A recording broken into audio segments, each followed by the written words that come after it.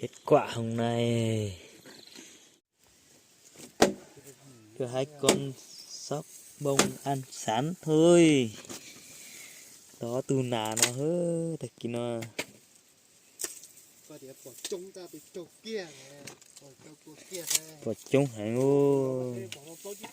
Thấy nhiều con lắm, sáng nay không bên được. Xin chào mọi người nhé. Đây nó trùng cái gì đâu. Lúc nào tuần nó chín tông nó chúng sắp lỡ nâng.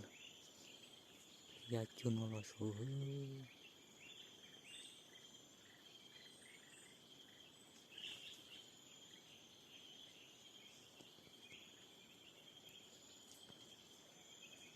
Tuổi thùng của bóng đá đó.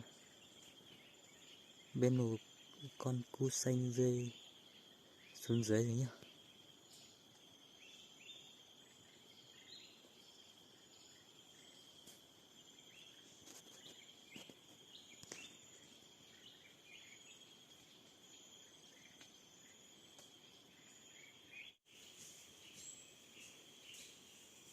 Mọi người cùng mình đi nhặt nhé.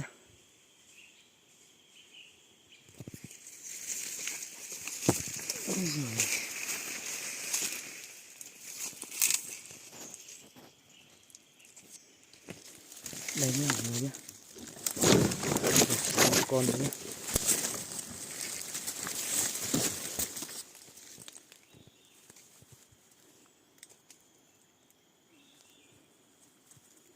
Đẹp quá.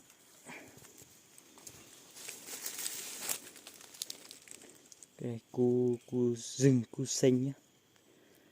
Tới thùng con rùa nè. Lấy bắt chúng cứu tua. Đi phỏ tới tường này ra tàu rồi nè. Bé mình dò tụi cái nói bột bỏ nè. Tới tường gì giống không phải nổi nha. Bên một con chim rừng rơi trên này đi nhặt nhé. Đây nhá, tiền thái rồi nhá. Trên này cũng to lắm.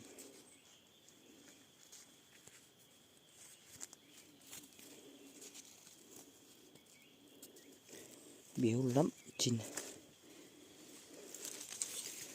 Rồi. Nhà được 2 con.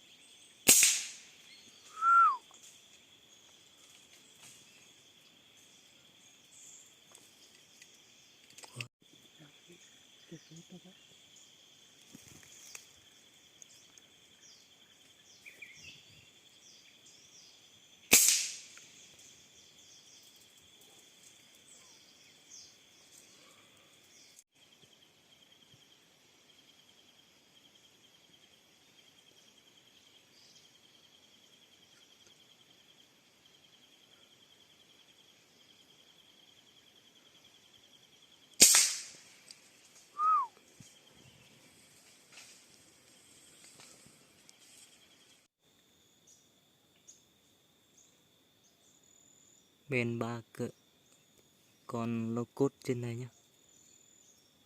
Tôi bé tôi đổ xuống nó nè, bông lò nè.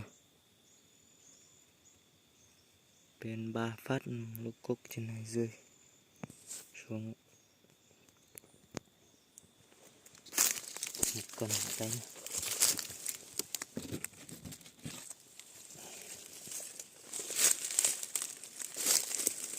con nữa đây.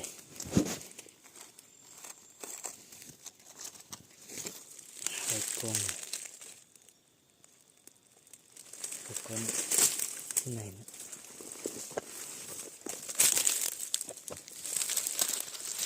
Đây. 3 con này. Cái con nào ăn quả này nhá.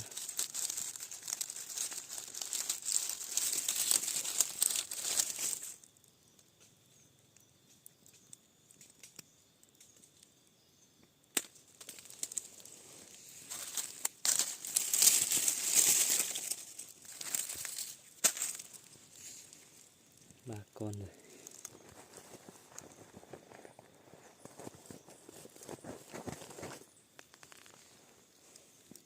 4 con.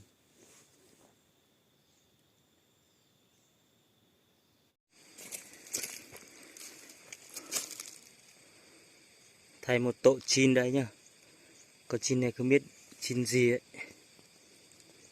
Nó thấy mình nó bay trên này. Bên dưới.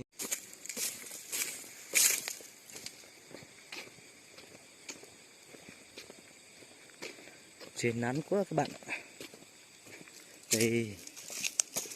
Đẹp quá. Chim gì nhỉ?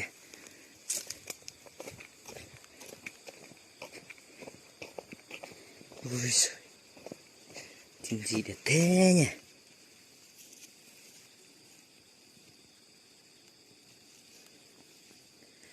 Chim này nó hay về làm tổ dưới đất đấy.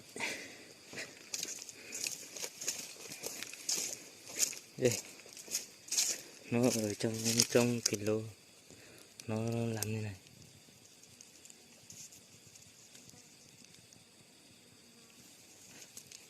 Không biết John có con.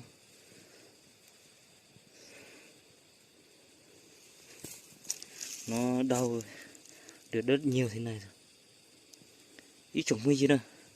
Cho nó nung khó á nung khớ á nung khó tao.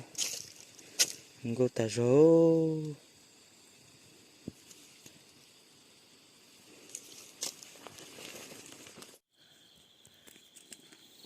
Kết quả hôm nay sẽ phải được 40-50 con đấy.